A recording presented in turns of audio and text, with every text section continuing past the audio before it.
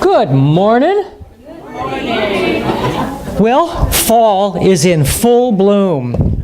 I mean, the trees are, oh my goodness, and the asters and the mums and all the fall colors on the bushes. And today, it was officially cold this morning. Anything under freezing is cold. I'm sorry, it's just cold. That's all there is. So, all right, yeah.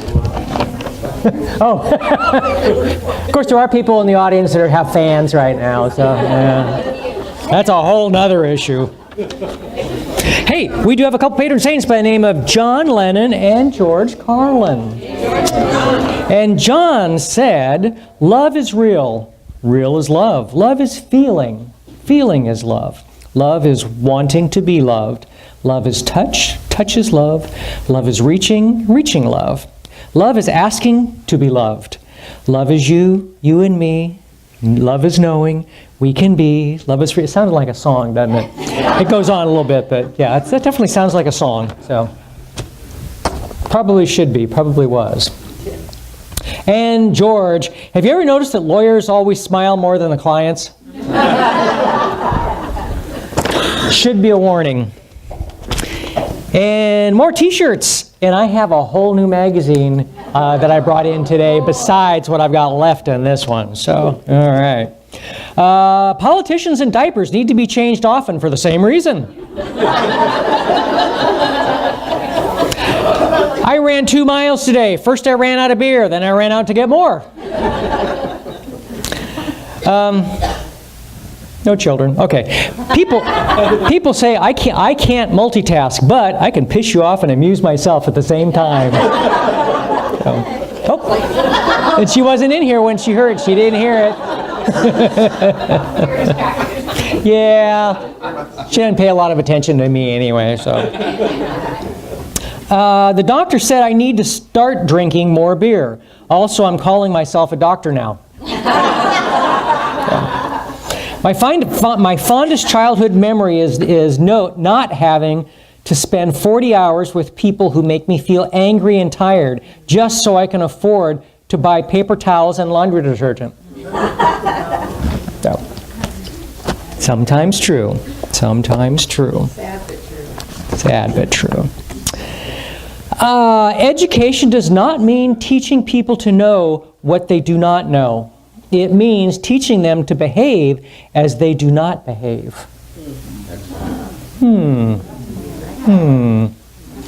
If a man empties his purse into his head, no man can take it away from him.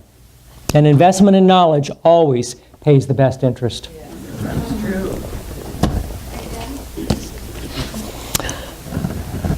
1 in 3 Americans bite their fingernails. Really? One of them. I used to. Do toenails count?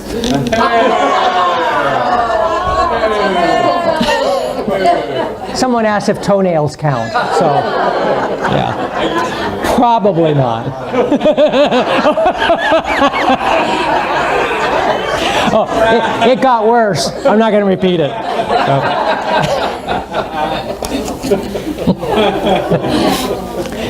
Okay.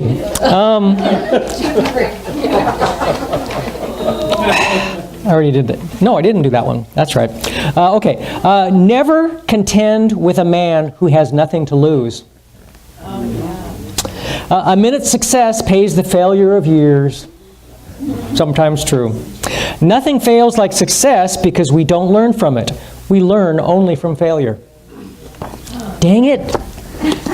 Must be one of the most learned people around.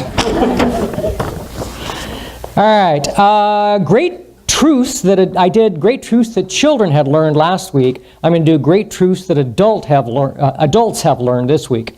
Raising teenagers is like nailing Jell-O to a tree. Wrinkles don't hurt. Yeah. Families are like fudge, mostly sweet with a few nuts. Today's mighty oak is just yesterday's nut that held its ground. Laughing is good exercise. It's like jogging on the inside. Middle age is when you choose your cereal for the fiber, not the toy. And I don't seem to have an ending joke, so I guess that was it. So, what else should we talk about? What else is coming up that, Thanksgiving? Were you going to talk about that, or? Well, there's There it is. I knew I had it. I had it.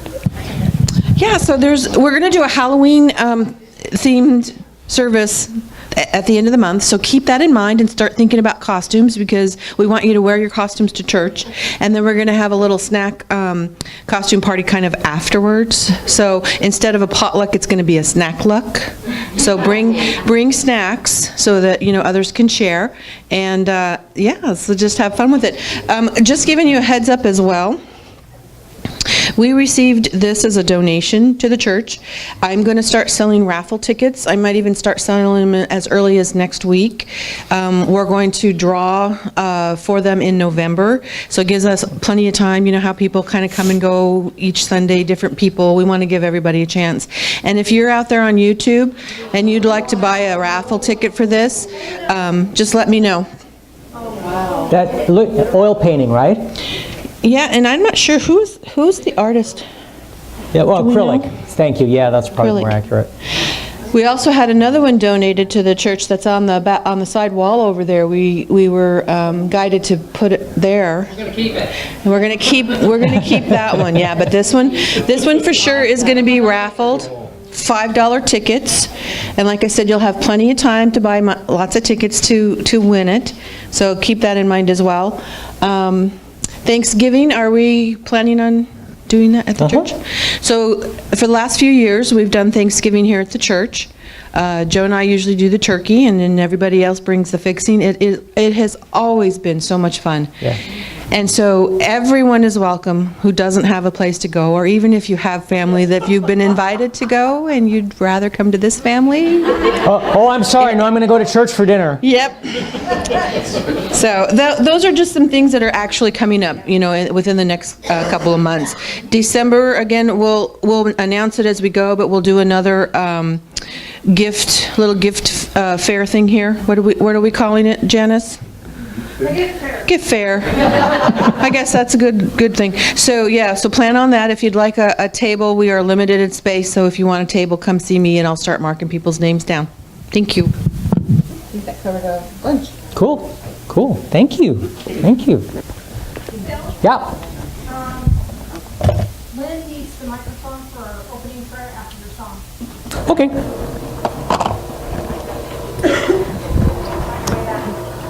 So, Natasha, I spell her last name, pronounce her last name. It is Unwritten. That's the song I'm going to play. All right. I remembered, I know. It's a momentous occasion.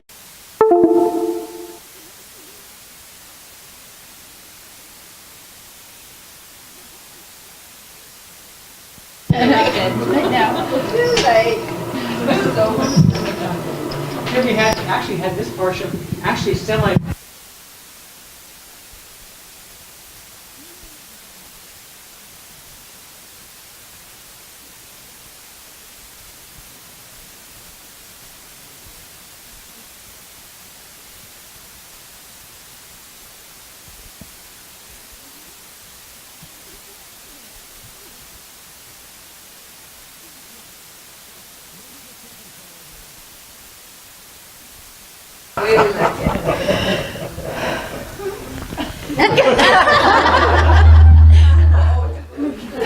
Too close for comfort on that one.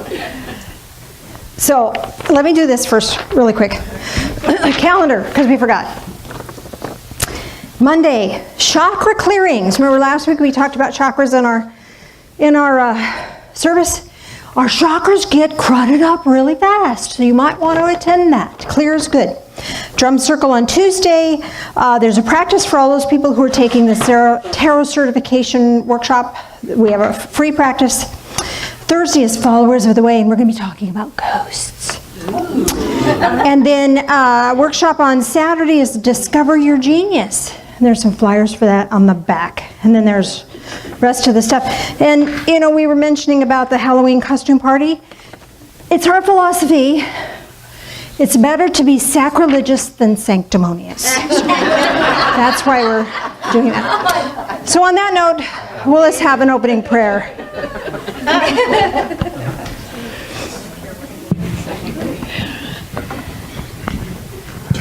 In my own sacrilegious way, I'm going to read the prayer. Divine Source, heal my wounded heart, Divine One. Clear away betrayal and loss and grant me comfort. Heal my troublesome thoughts, Divine One. Release me from worry and fear and grant me peace.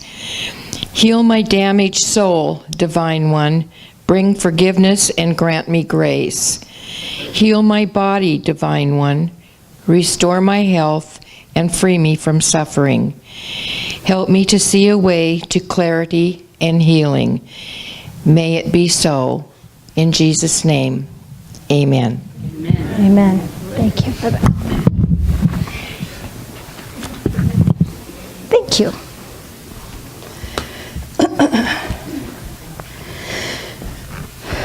So, good morning. Everybody's bright and cheerful today. If you weren't, you are now. Are you laughing or crying back there? We're laughing because we were crying. That's pretty appropriate, I think. I want to hold you today. I haven't done this in a while.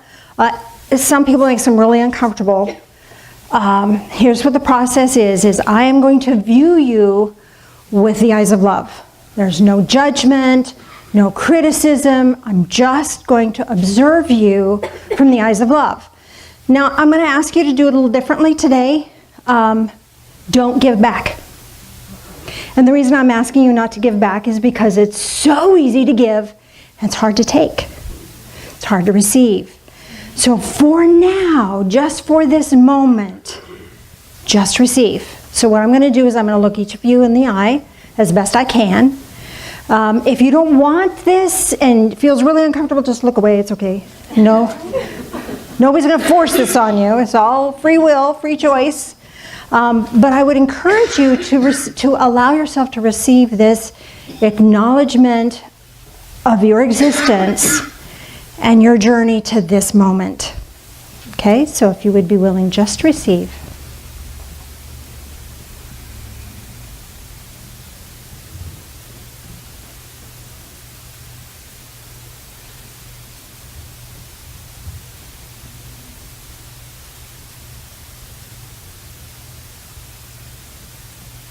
Very good. You're doing very well.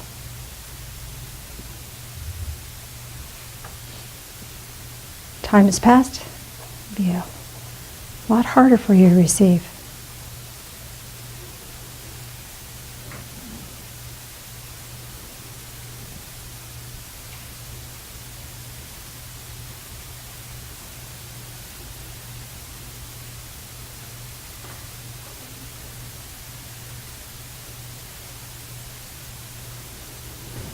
Stand up.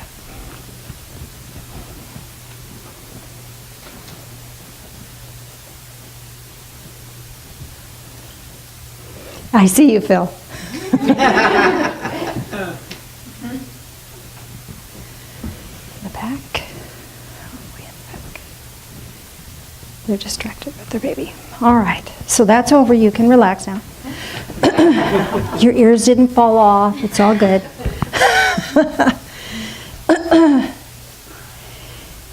We have endured a lot to get here, have we not? And for some of us, it's been a really rugged road.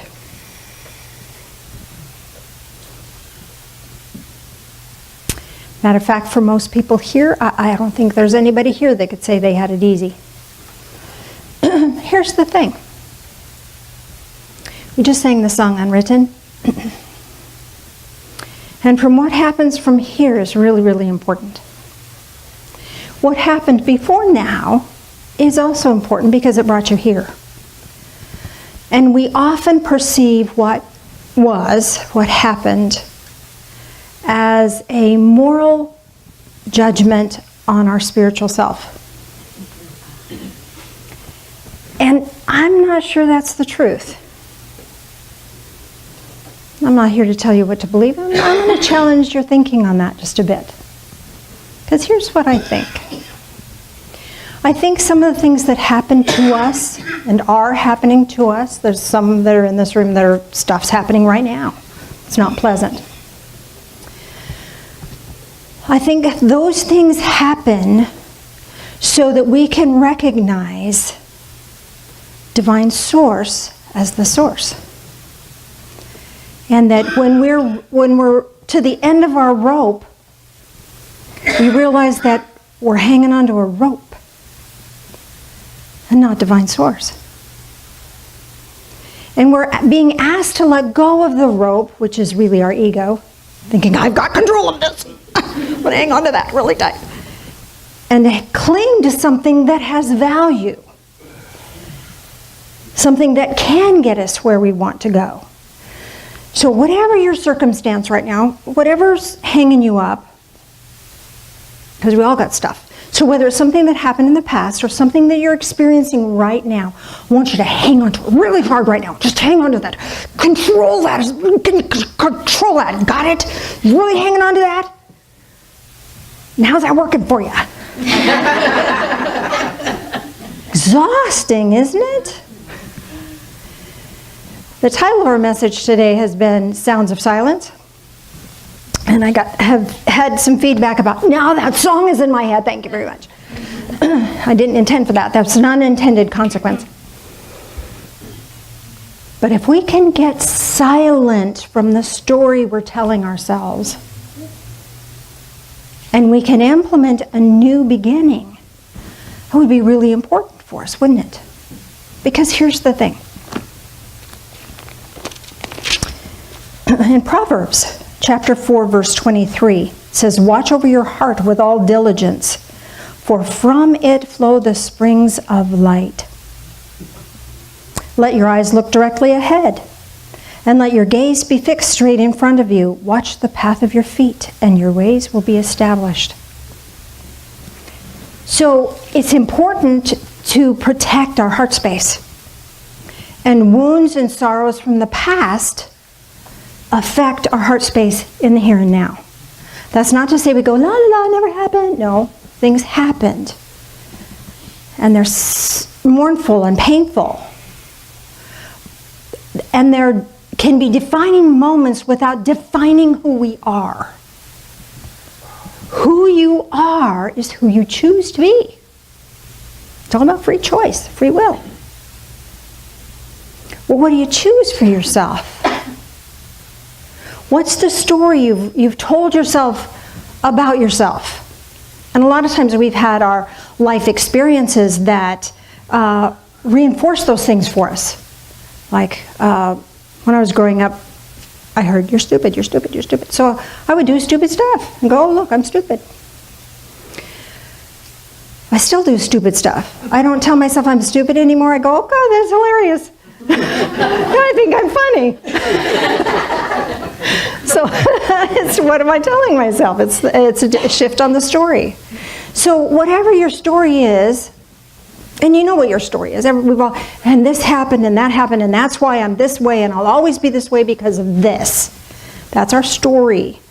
When the truth is, you can choose. You can choose something different right here, right now, and it'll be different. You can shift on a dime. And the sound of silence is this moment when we stop that chatter. When we stop the story and say, wait. And when we have that moment, in that moment of clarity, we can write a new story. We can write a new directive for ourselves. So I'm asking you to create for yourself a new directive. And what will help you to do that is, and then. So tell yourself your story. La, la, la, la. I went through this and this happened in my life and this terrible thing is going on and la, la, la, la. And then, what do you hope to see happen? Start telling yourself the and then.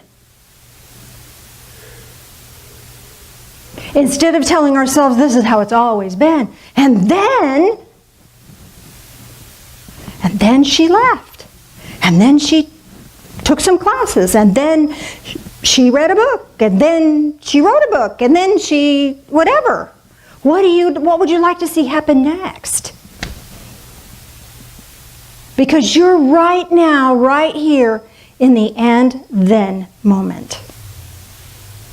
You're right now, right here in the and then moment. Well, I've had all this struggle and I don't get along with my family, and then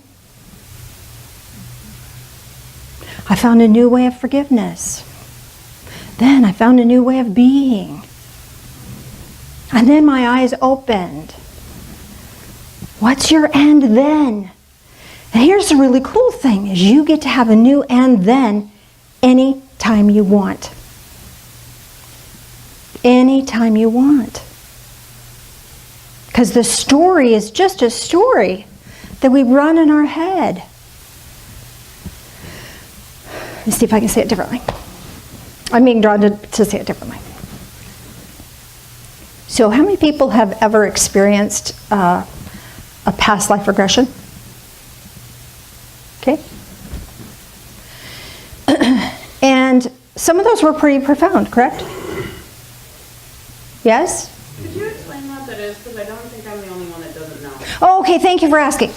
So a past life thing is, if you believe in reincarnation, you'll live, you die, you learn all those lessons, and then you come back and you live and you learn some new lessons. Okay? So if you've had an opportunity to have a past life regression, you go into a meditative state or a hypnotic state and you get to view what happened in a past life. Okay? So what that does for you is then that gives you, oh, this is a pattern that I had experienced back then, and I didn't learn it, so I'm experiencing it again, so I'll learn it now. Clear that up. And then I can be free of that pattern. Make sense?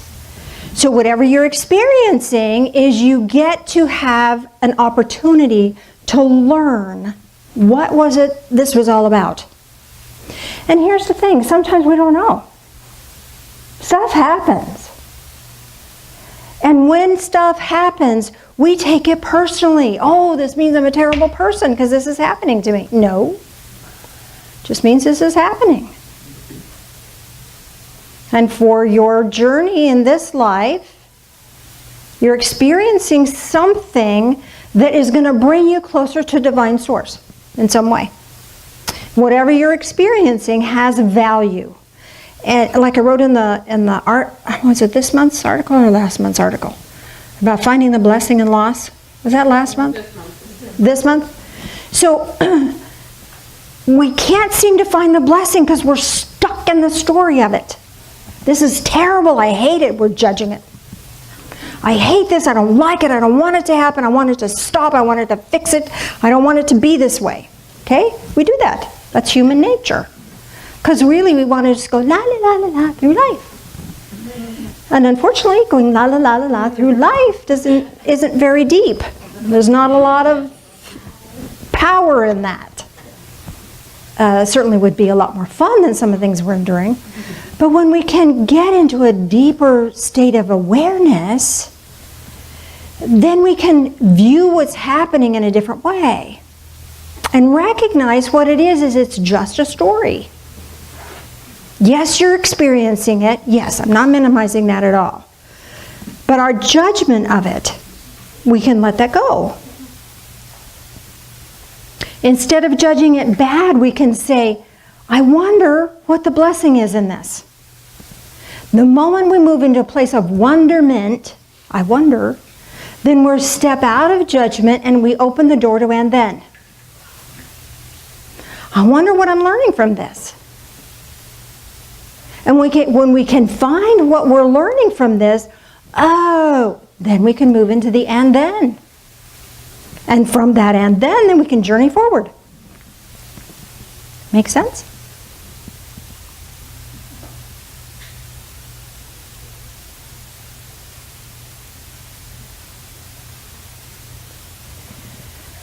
The story we're telling ourselves is based on the reality of our experiences.